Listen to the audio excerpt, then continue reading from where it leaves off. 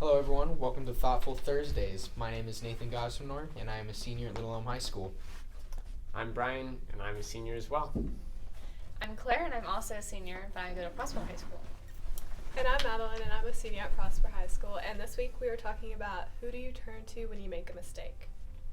So during summer and life, you're faced with all kinds of decisions. So when you're making your decisions, who do you think of? Do you think of what God wants, what you want, or what other people want? So who do you guys think of when you make decisions?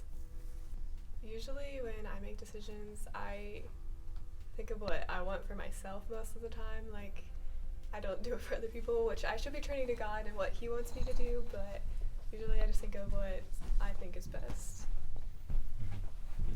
I think for me it definitely depends on the decision, because if it's like what I want for breakfast, I'm going to pick what I want for breakfast rather than like what my mom would want, and then we could like share, or I can make her something. But when it's like a bigger decision, I definitely turn to my parents, just like Nate does, and try to turn to God as much as I can. Yeah, I can tend to be a little indecisive, just kind of like go with what other people want me to do, or if it's a decision I have to make, sometimes I kind of get a little behind, so kind of need to get better at making decisions, I think. Me too. So when you make a mistake, who do you turn to? And like, do you hide your mistakes, or do you like, I don't know. Let me start that over. Okay.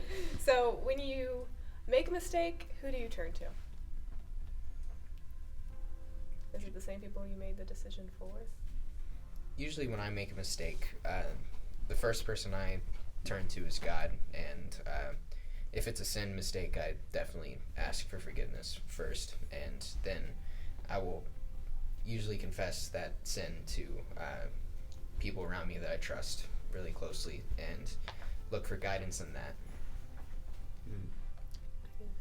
I think I do the same thing too. When it's like a small mistake on like my math homework or something, I'll just start it over. But if it's a really big mistake, it's harder for me to like process sometimes, and so I have to sit and think about it a lot, and like think about like what happened and what I could have done differently. Sometimes I try to hide my mistakes because I really don't like mistakes, and so like I try to be perfect as much as I can. It's not bad to be perfect, but sometimes I try to make it look like I'm perfect even when I'm not. Yeah. So a verse that goes with this is Proverbs 3:5-6, and it says, "Trust in the Lord with all your heart. Do not depend on your own understanding. Seek His will in all you do, and He will show you which path to take." So a story of a time that I made a mistake. So I use TikTok a lot, and so when I first got it, I was making sure that I made clean videos, like nothing bad, like I made all positive stuff. But over time, I like saw other people making videos, and I'm like, oh, I want to fit in with them and do what they're doing. So like I made a video that like had a bad word in it and like wasn't clean and wasn't positive, like the positive word that I wanted to show. And so when my parents saw it, I realized I made a mistake, and so I deleted the video and I turned to God, because I was like, that's not what I wanted to do. I want to like spread your light like through all platforms. And so I noticed the mistake I'd made, and I turned to Him and prayed about it and repented for what I had done. So why do we start off with the best intentions but end up making bad choices along the way? I think for me, I try really hard to please people. That's something that I kind of struggle with a lot, and so when I have a good intention in trying to please someone and do what they want to do, I don't really focus on what God wants me to do. Instead, He definitely wants better than they do and has a better plan in mind. So most of the time when we make a bad choice or turn away from God, it's because we want to fit in with the world. And fitting in is fear, which is a fear that will be looked at differently by the people around us. So we need to, when we decide to fit in with others, we are deciding that we don't fit in with Jesus. And as followers, we're faced with this decisions every day on if we should follow God, or like if we want to do this for ourselves or something like that. So what are some things you guys have struggled with in this area when you're like making decisions? Do you like do what God wants you to do, or do you have a fear of fitting in with everybody else? For me, one of the most notable times was basically my entire junior year. I wanted to have a lot more friends in my school, and because of that, I had chosen to kind of like forget about God a little bit, and like you were saying, like just to in order to fit in and try to be cool. And I succeeded in that pretty well, actually. I had a lot of school friends that I really enjoyed being in the presence of, and I still have some today that are really great. But back then, I just kind of forsaked God I forsaked God in wanting to have approval and all that. And so I made some pretty questionable decisions about how I went through every day. I cussed a lot in school and really didn't read my Bible at all, and just kind of never prayed about anything. If I wanted to get something done, I would just I would ask my parents and be like, oh, I want to do this, but ultimately I just kind of went along with what I wanted to do. And when I went to camp this last year, the junior year summer going into senior year, I went to summer camp, and it really made a huge difference in how I wanted to live my life. Was that it was about how we surrender ourselves to God, and that who cares if I don't have all the approval at school? Really, at the end of the day, the only thing that matters is my relationship with God. And foolishly, I decided to give up that relationship in order to have these really surface level kind of just be able to laugh with my friends at school, And so I made a decision to keep myself accountable and to put God at the forefront of my mind with all the words that I say and all the actions that I do. And so that's something that I've struggled a lot with, but God has made me realize my mistake and has helped me a lot with getting back in focus with Him. I think for me, it's also fear of like missing out on things, and like, well, if I didn't get invited to like this party, like why didn't I get invited? Did I do something wrong? And then I start like looking internally and thinking like, okay, what is like wrong with me that they wouldn't pick me to go to this party?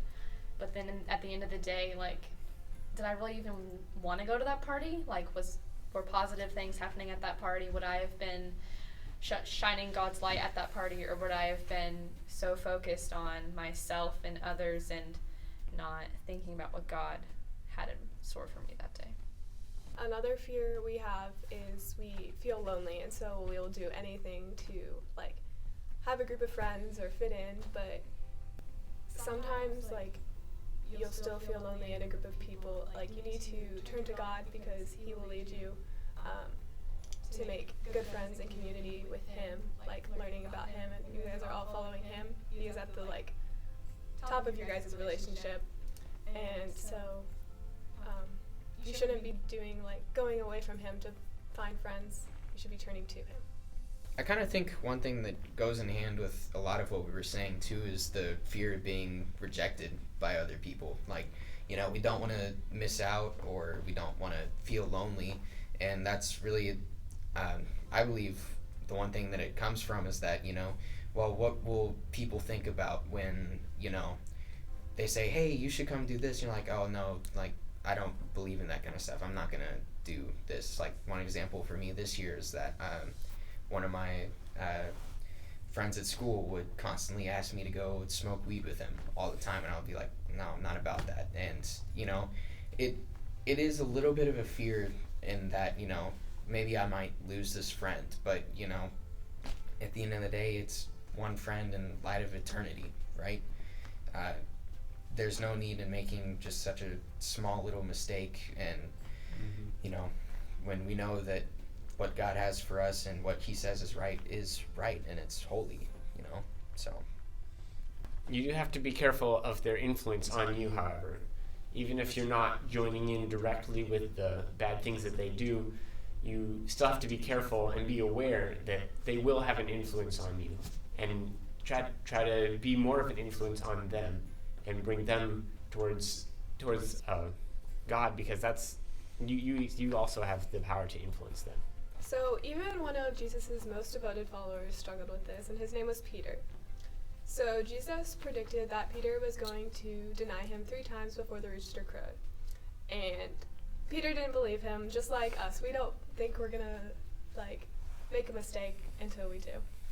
And so that night, Peter denies Jesus 3 times because he doesn't want to be hurt, or he wants to fit in with everybody else. He doesn't want to be an outcast. And so in the beginning, Peter's intentions were good. He was thinking that he was going to follow God because he did not want to go against Jesus. But when the moment came, he gave in to his fear and denied Jesus.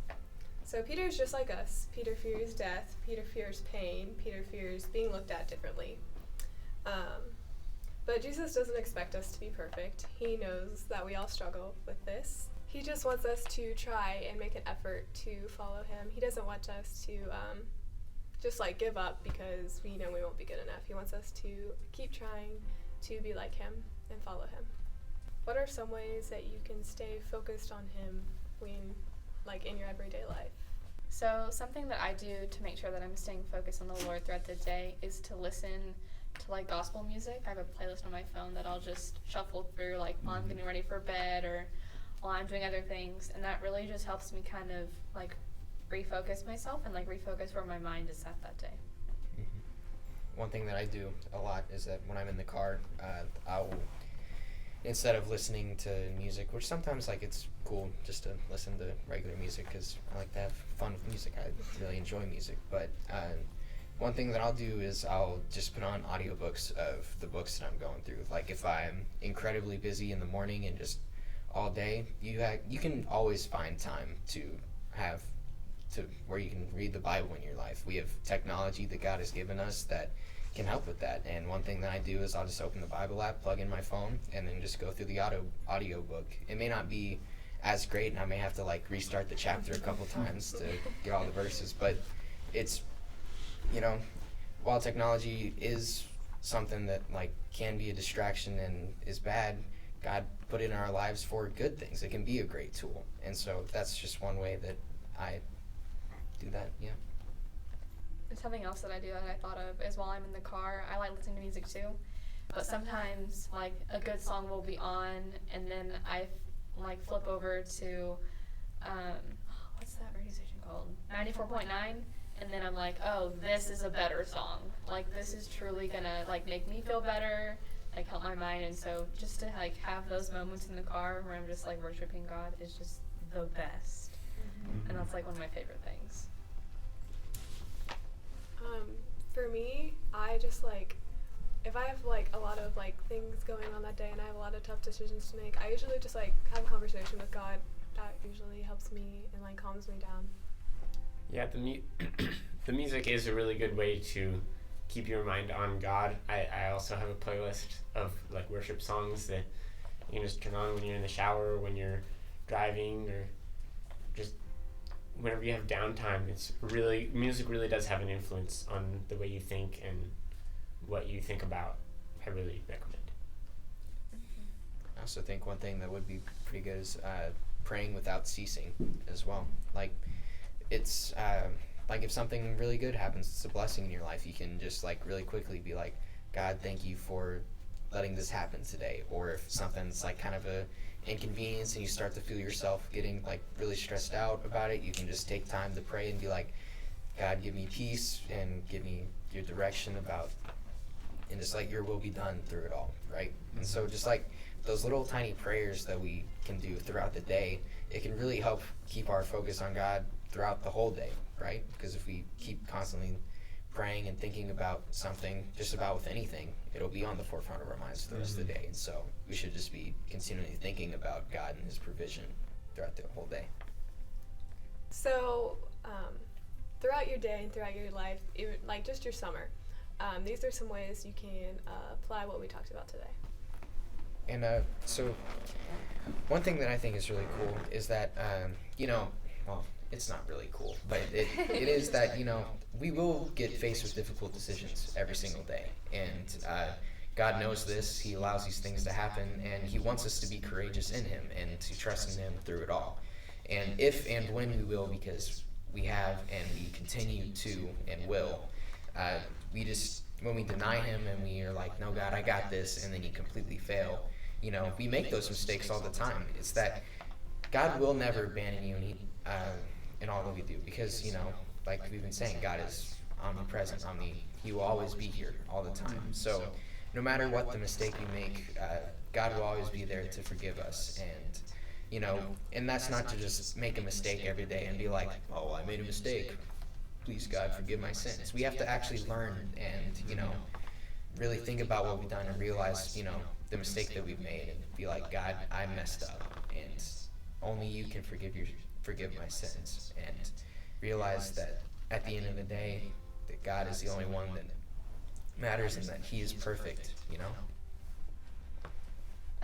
Another thing is, so for example, if you are a tennis player and you practice and practice and then you become better, and it's the same with your relationship with God. The more effort and the more work you put into it, the greater the relationship will become. So even if it's just listening to music in the car or listening to music like while you shower, those are the little things that truly grow your relationship with God.